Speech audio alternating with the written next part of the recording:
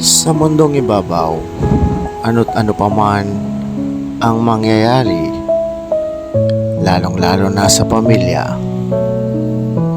at ang tunay na propesyon sa buong mundo, ang propesyon na walang hinihing kapalit, walang anumang perang sahod,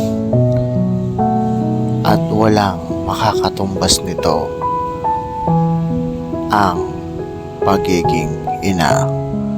Kaya sa lahat po ng mga kabataan dyan, hanggat nabubuhay pa ang inyong mga magulang, tatay at nanay, mahalin nyo sila, hindi lang sa material,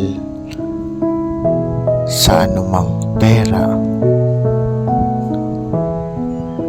Ibigay ang higit nyong kakayahan para ipakita ang pagmamahal ninyo sa kanila habang nandyan pa sa inyong mga piling.